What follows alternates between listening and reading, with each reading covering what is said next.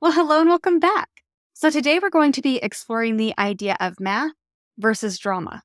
Now, math is the facts of the situation. These are things we can prove in a court of law.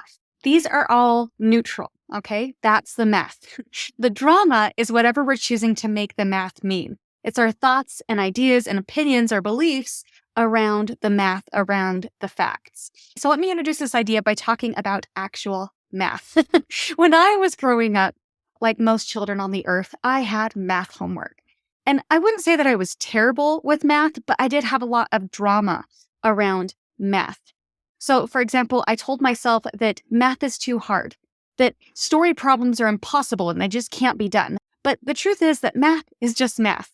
And my creating drama around it, it wasn't going to help me to get the math done. In fact, the more drama that I created for myself around the math, the longer it took me to get things done. And that is how it is for all of us, is we create a lot of drama for ourselves due to our circumstances in life. But more often than not, then that drama is actually making it harder for us to get what we want. It's making it take longer for us to get what it is that we want. And this might be around completing a math assignment like it was for me, or it might be around creating change in your career or in your relationships. Whatever it is, the drama that we create for ourselves can oftentimes get in the way and prevent us from actually just completing the math, from figuring out, okay, this is where I'm at. Here's where I want to go. How do I get there? That is the math. And we create all this drama that creates these detours, but ultimately that's the goal is, okay, let's just neutralize this so I can figure out best how to get from here to there. So let me share a few more examples about where math and drama might be showing up for you. For this first example, we're looking at your bank account. Okay, so the math might be, I have X number of dollars in my bank account. The drama, on the other hand, might be, that's too little money. I'm broke. I will never be able to afford a home. Now, our thoughts about our financial situation, that they can lead to a lot of unnecessary stress and anxiety, which ultimately is really going to prevent us from getting what it is that we want. But remember that all of our thoughts are optional. Your brain is going to want to say, no, this is a fact. I really want to believe that my thought is a fact. But remember, when you can separate out the facts from your thoughts about the facts, it makes it easier for you to see which thoughts are optional and how you can navigate that. It helps you to differentiate between the math and the facts, okay? The math and separating that from the drama. And I also want to point out that the brain, it is going to be looking for evidence that whatever we are thinking about is true. So for example, if I'm thinking, I'm broke and I will never be able to afford a house, then that's going to be giving our brain the assignment to be looking for all of the ways that we are under earning, look for all of the ways that we are overspending. And when we're really struggling with that, we might think, boy, I'm really having a hard time finding a positive thought, because your brain is going to show you all of the reasons why you are a failure and forever will be, and you'll never be able to get that house. And so maybe it is a struggle to actually have a positive thought in that moment. And if you are struggling to have a positive thought, then just see if maybe instead of coming up with a positive thought, if you can come up with something that is more neutral. So for example, maybe you try on the thought, you know what? I have this much money in my bank account and I need this much money to put a down payment onto a home. I wonder how I could bridge that gap. Now your brain is going to have the assignment to be looking for ways that you can increase your wealth, the ways that you can save money little by little each day. And it is coming from a place of abundance rather than a place of lack and of shame. All right, here's another example is in relationships. So the math might be, my partner hasn't texted me back yet. Now, I get it. We have all been there where we have sent somebody a text and they have not replied in a timely manner. And it's easy to come up with a lot of drama around it, right? So in this example, let's say that the drama around it is, well, they must be ignoring me. They don't care about me anymore. Now, remember that our thoughts create our emotions, and we are always showing up through that lens of our emotions. We're always showing up because of how we are currently feeling.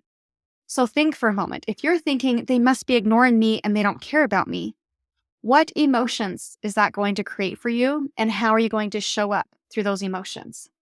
Now, more than likely, these kinds of thoughts would be creating feelings of insecurity, inadequacy, or possibly even sadness and grief. Now, remember that the brain really does want to believe that our drama is the math, but our thoughts are optional and we can change the way that we think about it. So some other thoughts that are available to you are, they must be busy. I am secure enough in our relationship that I trust that they'll get back to me when they can. Or maybe you want to think, You know what? They probably just forgot to reply. I will just text them again and make another request for a reply. So, whatever it is that you were thinking about is going to shift how you feel and how you are showing up in relationship. And as a coach, I'm also just going to add that all of the thoughts that come up around this, all the thoughts that you have around this lack of response in a text, it's really great information for how it is that you are currently feeling about the relationship and how you are currently feeling about yourself. So just know you're going to have these stories. That's very valuable information that we can definitely address in a coaching session. And also, even though you have these stories and all feelings are valid, it doesn't change the fact that your partner's lack of response is completely neutral until you have a thought about it. But remember that your thoughts are a reflection of you and where you are at, and they might not be a reflection of them at all. All right, example number 3 at work. So the math might be, I have a deadline at work. And the drama might be, I'm going to fail. My boss is going to be so disappointed. I'm probably going to get fired. Now, the brain really loves to catastrophize, but catastrophizing, it really escalates our stress levels and it just keeps us stuck. It's kind of like me with my math problems, right? When I was younger. So maybe you will fail and maybe you won't, but thinking on all of the ways that you could fail rather than focusing on all the ways that you could succeed, it's going to shift not only your feelings, but also how you show up for that project as that deadline approaches and you actually present it to your boss. So some more positive or some more neutral thoughts might be just coming from a place of curiosity. When in doubt, always take the approach of curiosity. It's fantastic. So some other thoughts might be, I wonder how I can best maximize my time for this deadline. How can I maximize my strengths for this project? What might I need in order to maintain my mental clarity and also maintain my energy levels so that I don't burn myself out as I'm working on this? Now, these kinds of thoughts are far more supportive for the result that you actually want to create. All right, example number 4, and this is especially for you highly sensitive people, very empathetic people that oftentimes feel very responsible for other people's emotions. So here is the math, okay? A friend has said that they are feeling overwhelmed. Now, the likely drama coming up around this is, somebody's having a feeling. That's bad. They shouldn't be having that bad feeling. It's my job to fix it. I need to rearrange my schedule in order to help them. I better fix them dinner. We have a lot of ideas around what it is that we should be doing around their overwhelm. And while these thoughts aren't bad thoughts to have, in fact, a lot of these, they sound very helpful and kind.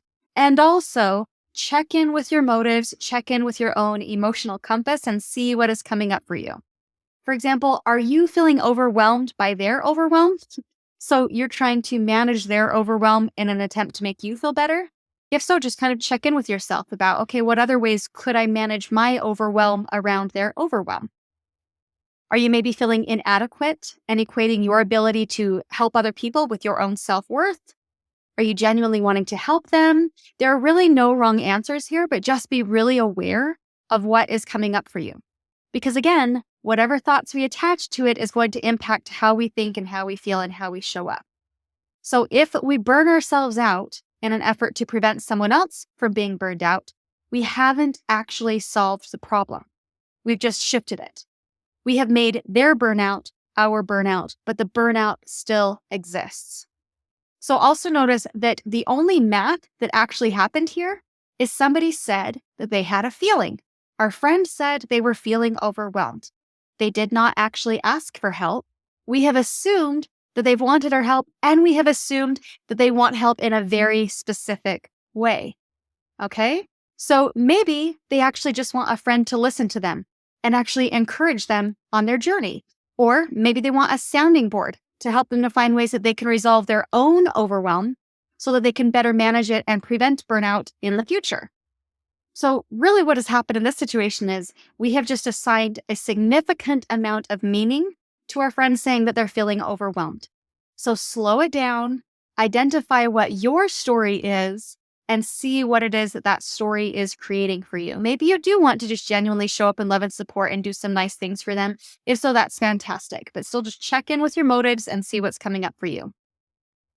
People pleasers are especially good at giving themselves assignments. They assume that it is their job to fix everybody else's problem, and they assume that they know exactly what it is that everybody else needs. So, really slow it down, become a little bit more mindful about what's coming up for you, and then consciously choose how it is that you want to move forward. All right, so this week, practice separating out the math versus drama. If you can't come up with a positive story, see if you can find a more neutral thought around it. Okay. Just be aware of what is the story I'm telling myself? Can I make this either more positive or more neutral so that it can feel a little bit more supportive for you and help you to just see the math problem a little bit more clearly without all the drama? It's kind of like clearing off your glasses when you're having a hard time seeing something clearly. That's the drama. It's harder to see it, it's harder to address it. And separating out the math from the drama is like just clearing off those lenses so you can see things a bit more clearly as you work to get to where it is that you want to go. And this will help you to not only increase your own inner peace, but it will also help you to improve the quality of your relationships while also minimizing your own negative emotions and your own burnout.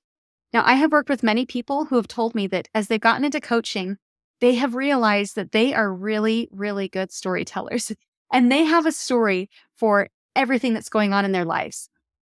But when it's our stories or our dramas that are the deciding factor in our lives, it's really very self-limiting.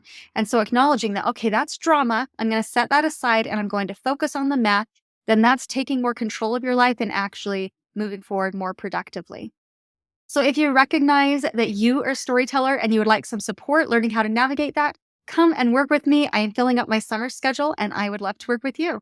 All right. Well, I hope you have a great week and let's talk soon.